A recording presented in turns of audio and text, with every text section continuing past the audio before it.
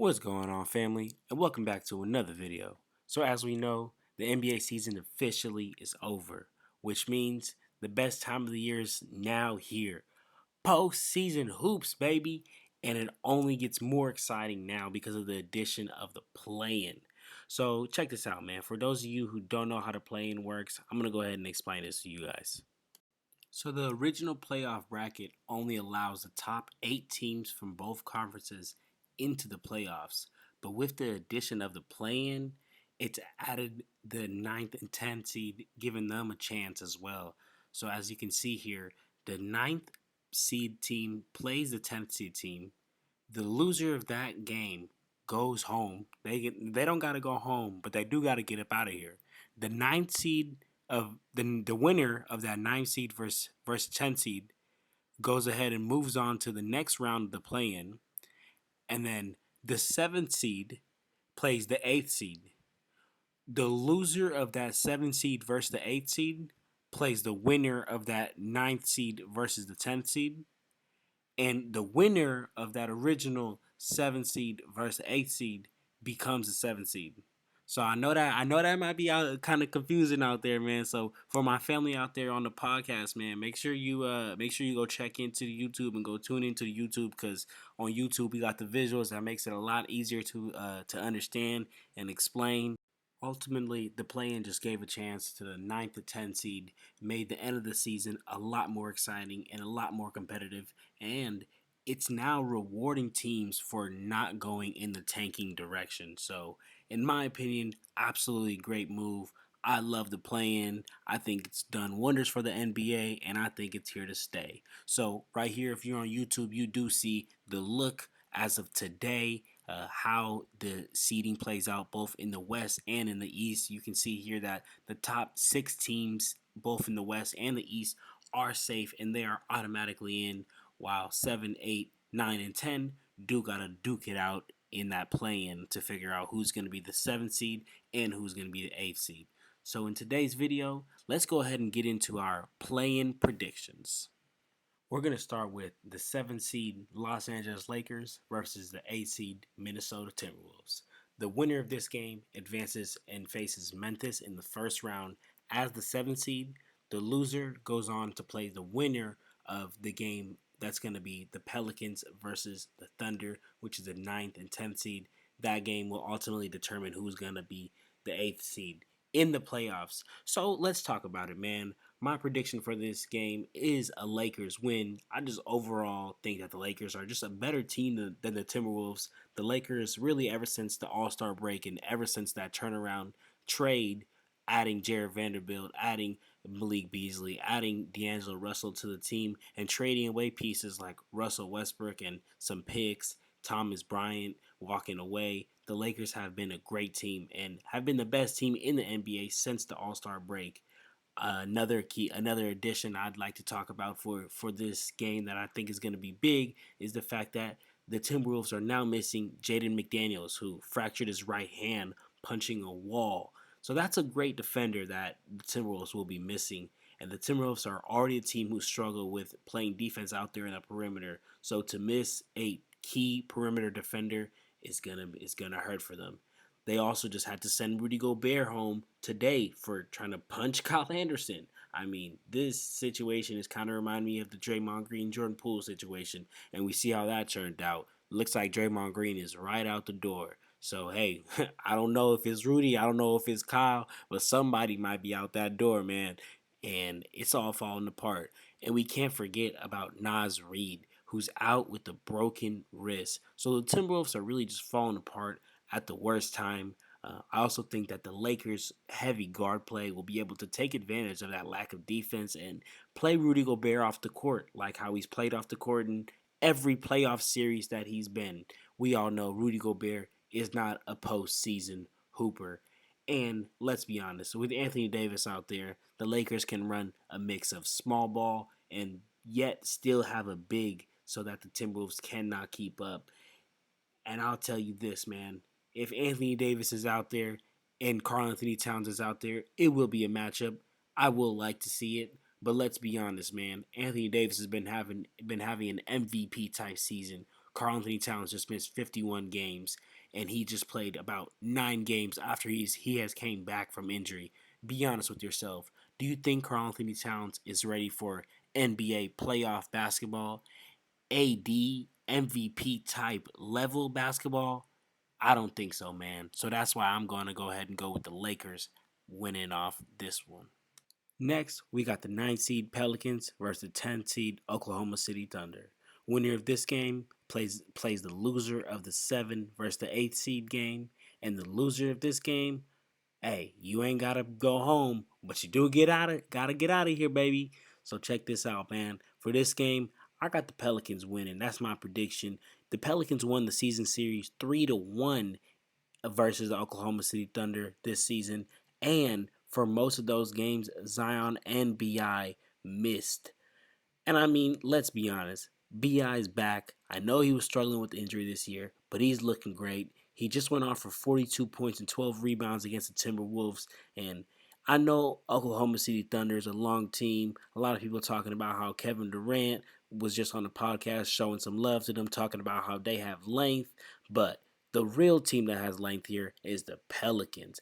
Every player is just extremely long. We got players like Herb Jones, Brandon Ingram, Jonas Valanciunas, Jackson Hayes, Larry Nance Jr., Trey Murphy. I mean, the list goes on, man. CJ McCollum.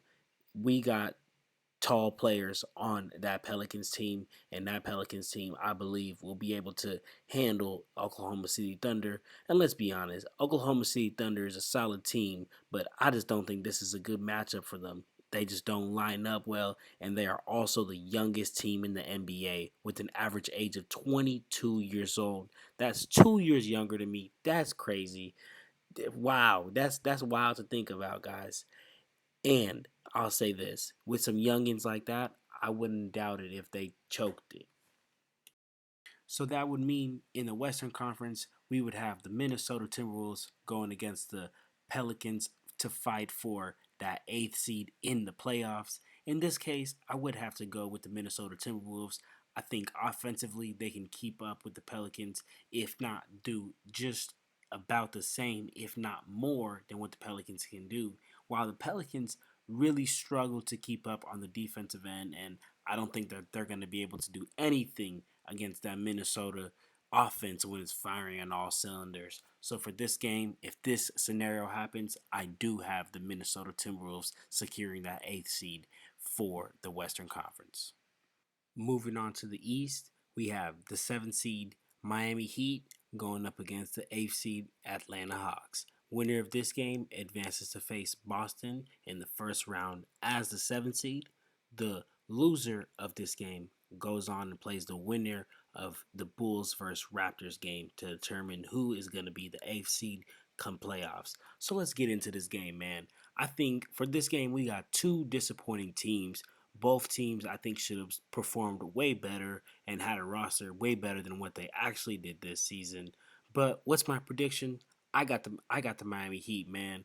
I think the Heat are going to be able to actually thrive come playoffs. Right now, the Heat are the 29th slowest team in the NBA, but slow isn't always bad because a great coach and a genius coach like Eric Spoelstra will be able to play the chess match that it is in playoffs. Everybody knows the NBA playoffs is so different than the regular season. It's a methodical chess match. It's not just run up and down and pick and rolls. The game slows down, and I think that that's going to play a favor and give a advantage to the Miami Heat. To be honest with you, I just think Eric Spoelstra is just going to outcoach Quinn Snyder. And Trae Young, he's been having a horrific 3-point shooting percentage year this year. He's shooting 33% from three. And I know you would think from anyone else, like that's solid. That's a little bit above average. But no, for a player like Trae Young with the amount that he takes, they're just inefficient.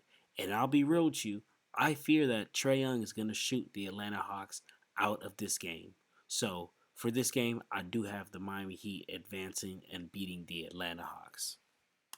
Moving on to the next game in the Eastern Conference, the 9th seed Toronto Raptors versus the 10th seed Chicago Bulls. Winner of this game goes on and plays the loser of the 7th seed versus the 8th seed, and the loser of this game has to go home.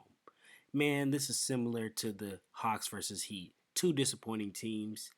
I think both teams had a better roster and should have did way better, and both teams should not have been in the playing situation, but here we are.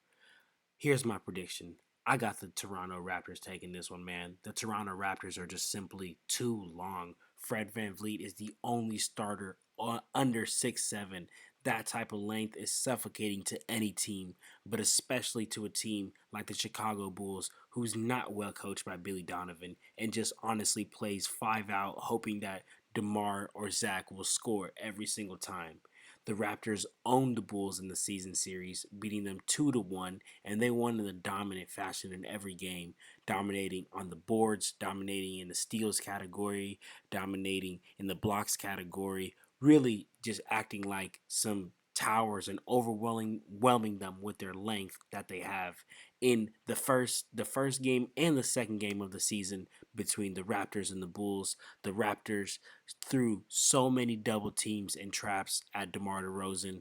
As a result, in both games, he finished with under 10 points. And in the third game is much of the same. DeMar had a little more success, actually scoring 13 points, while Zach LaVine went off for 30 plus points. But all I'm saying is this: if the Raptors can use their length to their ability and shut down or at least just limit DeMar or Zach from getting their numbers that they usually do, this is over. This game's over. We all know in today's NBA, one man cannot do it all anymore. You need two or three with you, and the Bulls, unfortunately, don't have anyone else with them. If the Raptors are able to take DeMar or Zach out of this game, this is a whole different game, man, and the Raptors got it in the bag. So that means that that battle for that final eighth seed will be between the Toronto Raptors and the Atlanta Hawks. In this case, I would have to go with the Raptors. Man, I'm telling you, that length that they got, that stretch that they got is overwhelming, and it's going to overwhelm a lot of teams, and especially individual players like Trae Young. Small players will really feel their defensive liabilities against the Toronto Raptors. The Raptors are just going to swallow him up. Pause. They're going to be able to clog the paint, not allow him to get in the paint. They're going to force him to shoot jumpers from dang near half court because they're going to be pressed up on that 3-point line, making him get it off. And ultimately, I think Trae Young will be his own biggest critic and he will be his own biggest enemy. Like I mentioned in the other Hawk series, he will probably shoot his team out of games trying to shoot them into games. And look, I say this: if the Toronto Raptors can take Trae Young out of his game, and with him being such a huge part in what the Hawks are looking to do and what the Hawks do, I think the Raptors will be able to handle this. There you have it, everybody. That brings our video to a close. I appreciate everyone that stayed tuned through the whole video. Make sure you smash that like button, smash that subscribe button, and go check us out on our social medias, man. It's at Clutch Talk Pod. Make sure you get at us and let me know in the comment section down below, who is your play-in team? What are your play-in predictions? Until then, I'll see y'all next time.